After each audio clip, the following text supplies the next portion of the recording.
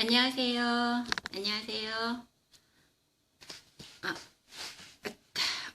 주말 잘 보내셨나요?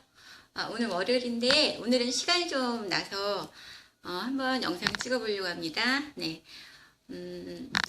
제가 오늘 아침 먹으면서 아침 식단을 동영상을 잠깐 올렸는데 좀 창피하기도 한데 살짝 그 중에서 좀 되게 특이한 메뉴 하나 있지 않았어요, 여러분들? 다른 건 뭐 다들 드시는 거겠지만, 제가 미역국을 굉장히 좀 좋아하는 편인데, 저는 그 미역국을 끓일 때 어떻게 끓이냐면, 보통 소고기를 넣고 끓이시거나, 뭐 아니면 맑게 그냥 깨끗하게 아무것도 넣지 않고 끓이시는 분들도 많을 거예요.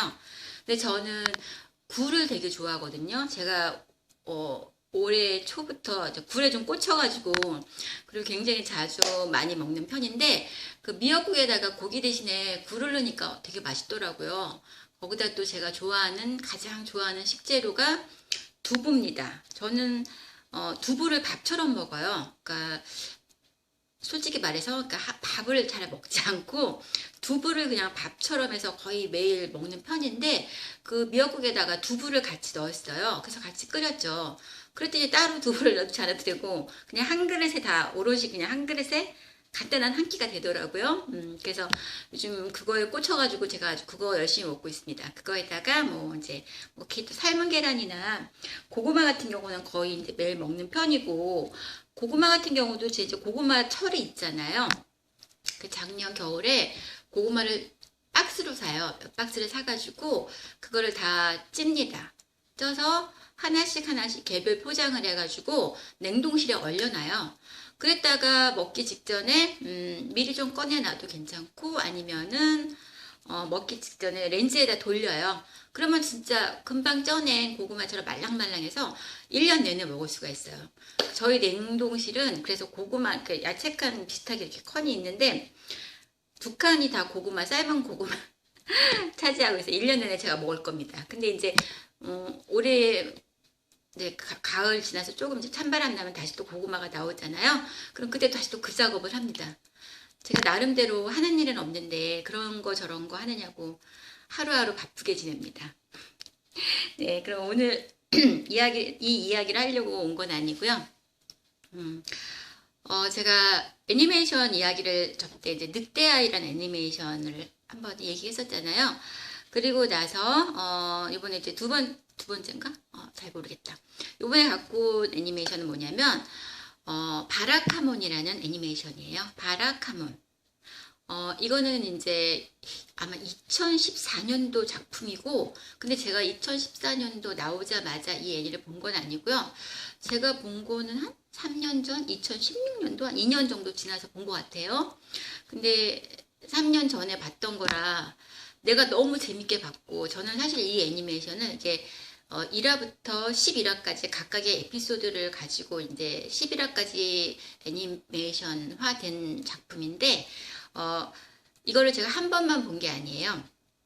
제가 애니메이션을 정말 좋아하지만 워낙 볼 게 많고 또 일본 애니메이션은 분기마다 이게 새로운 애니메이션이 막 쏟아져 나오기 때문에 이걸 다 소화하려면은 솔직히 말해서 한 번 본 거를 다시 보기는 그렇게 쉽지가 않거든요.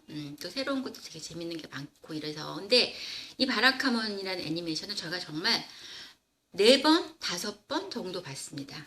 물론 11화라는 어떤 짧은 분량 때문도 그렇지만 여기서 나오는 그 나루라는 약간 선머스마 같지만 아주 키 큰 여자아이 캐릭터가 있어요. 그 아이가 너무 귀엽고 또 이거 사실 애니메이션이지만 굉장히 좀 이렇게 교훈적인 우리가 인생을 살아가면서 여러 가지 부딪히는 부침에 대해서 되게 교훈적인 내용도 많고 그래서 명대사도 되게 많은 애니메이션이에요. 제가 한 4번에서 5번 정도 본 기억이 있는데 그래도 머리가 나빠서 그런지 정확하게 딱 기억이 나진 않더라고요. 그러니까 큰 줄기는 생각이 나는데 각각의 에피소드가 어떤 내용이었지? 그래서 그게 잘 기억이 안 나서 다시 한번 좀 되살리는 의미에서 다시 한번 좀 찾아보고 그랬는데 역시 다시 봐도 되게 좋더라고요. 그래서 이제 뭐 이 각각의 11편이나 되는 애니메이션은 뭐 줄거리를 다 말할 수는 없고 그냥 전체적인 큰 맥락하고 좀 감명 깊게 봤던 어떤 명대사를 이렇게 모아놓은 게 있어요, 네이버에. 그거에 대해서 한번 이야기해 보려고 가지고 왔습니다. 일단 이 바라카몬이라는 거는 일본의 어떤 그 나가사키 교토인가 거기 어떤 그러니까 우리나라로 말하면은 굉장히 좀 이렇게 지방 섬 이런 곳이라는 데인데 거기 사투리로 바라카몬은 야 잘 지내보자, 잘 지내볼래 우리? 뭐 이런 뜻이래요. 근데 또 어떤 분들은 또 다른 뜻도 얘기하시더라고요. 근데 저도 정확하게 이 뜻을 잘 몰라요. 일본말이라 잘 모르는데 어쨌든 그런 뜻이라고 이해하시면 될 것 같아요. 바라카몬은 그렇고 여기서 나오는 남자 주인공은 한다 세이슈. 한다 세이슈고 아까 말했던 그 나루라는 여자 주인공. 근데 이 여자 주인공은 아직 학교 들어가지 않은 6살에서 7살 정도 먹은 아주 꼬마 숙녀랍니다. 너무너무 귀여워요. 그렇지만 그러니까 저는 일본 원어로 이렇게 들었는데 물론 자막 달린 거를 봤는데 약간 그 사투리? 일본도 사투리가 있잖아요. 지방마다 섬마다. 그래서 오사카 사투리 뭐 하면은 뭐 이렇게 약간 그 억양이 있거든요. 근데 그 사투리를 꼬마 목소리로 한다는 게 너무 귀엽고 그 저는 일부러 더빙판을 안 보고 원어로 들어서 봤거든요. 저는 사실 일본 애니메이션을 더빙해서 보는 더빙판을 그렇게 좋아하는 편은 아니에요. 근데 이제 이 애니메이션의 특징은 보통은 일본 애니메이션들이 성우들이 그 작화에다가 목소리를 입히거든요. 근데 솔직히 말해서 꼬마들 목소리도 뭐 어린 꼬마들 남자 꼬마들 목소리를 뭐 성인 여자 성우가 하는 경우도 많고 성우들이 이렇게 목소리를 이렇게 연출을 해가지고 하는 경우가 대부분이거든요. 제가 알고 있기로는 그렇게 알고 있는데 이 바라카몬의 특징은 뭐냐면 여기에 이제 꼬마들 캐릭터들이 되게 많이 나와요. 나루도 있고 그 나루의 절친인 미아인가? 이따 좀 찾아봐야 되겠다. 그 꼬마의 여자애도 있는데 여기서 나오는 꼬마들의 목소리는 전부 실제로 어린이들이 연출을 한 거예요. 어린이들을 성우로 쓴 겁니다. 그래서 여기 이제 한다 세이슈라는 그 남자 주인공을 오노다이스케라는 그 일본의 굉장히 유명한 성우분이 이제 맡으셨는데 그 성우분이 나중에 그 꼬마들하고 정이 너무 많이 들어가지고 같이 사진도 올리고 그 꼬마들을 굉장히 예뻐했다고 하는 그런 뭐 뒷이야기가 있더라고요. 네. 그래서 이제 그 한다세이시라는 주인공이 서예가예요.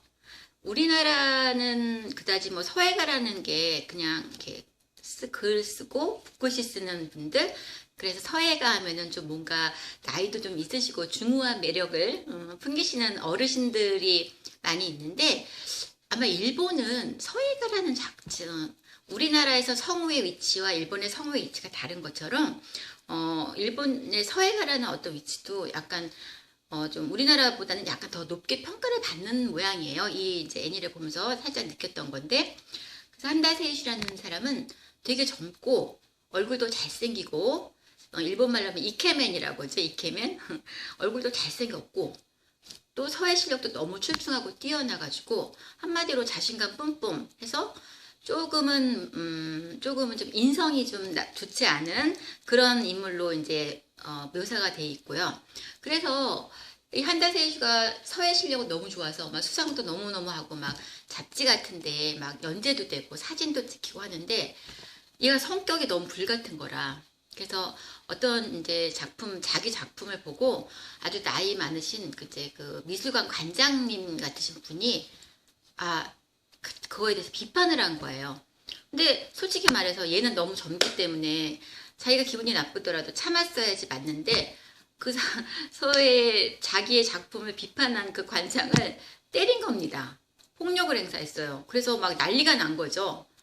이 어린 놈이 응? 너 글씨 좀 잘 쓴다고 해서 너가 이렇게 아나무인으로 하면 되느냐 해서 이제 한다세이슈 아버지도 서예가였고 굉장히 명망 높은 분이었기 때문에 자기 아들의 이런 점을 용납할 수가 없었어요. 그래서 물론 서예가 그 그룹에서도 얘는 약간 말하자면 이제 나쁜 놈, 응? 야, 폐륜화적이다. 뭐 나이가 그렇게 많으신 어른을 그렇게 때릴 수 있는 아무리 실력이 좋다도 안 돼. 이렇게 막 저기 되는 바람에 쫓겨난 거예요. 말하자면 우리나라식으로 하면 귀향을 갔다고 해야 되나? 그러니까 아버지가 너 이 섬에 가서 정신적으로 좀 수양 좀 하고 오너라.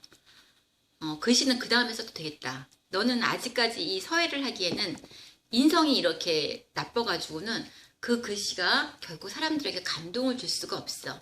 그래서 아버님이 참 굉장히 좀 현명하신 것 같아요. 그죠? 뭐 요즘 우리나라들 자식들이 뭐 잘못하면 좀 뭔가 행사 좀 하신다는 분들은 그거 자기 자식 감싸기만 하고 그걸 올바르게 가르쳐 주려고 생각하는 것보다는 그냥 감싸고 숨기고 하려는 그런 분들도 많으시잖아요. 뭐 속된 말로 돈 좀 많으신 재벌가 분들이 그런 일들 많죠. 저는 그런 거 보면 좀 안타까운 게 그래요. 돈이 많고 또 이야기가 삼천포로 빠지려고 하는데 그래 돈이 많고 본인들이 가진 게 많아서 자식들의 잘못을 인정하고 싶지 않고 치부가 드러날까봐 그렇다고 생각은 하지만 과연 그게 자식을 정말 위하는 일일까요? 그걸 덮어주는 게. 근데 이 아버지는 그렇게 하지 않았어요. 아들을 그 섬에 보내서 이제 자기가 젊은 시절에 그 섬에서 아주 친하게 지냈던 거기서는 향장이라고 하더라고요. 근데 우리나라식으로 하면 동네 이장? 그런 것 같아요.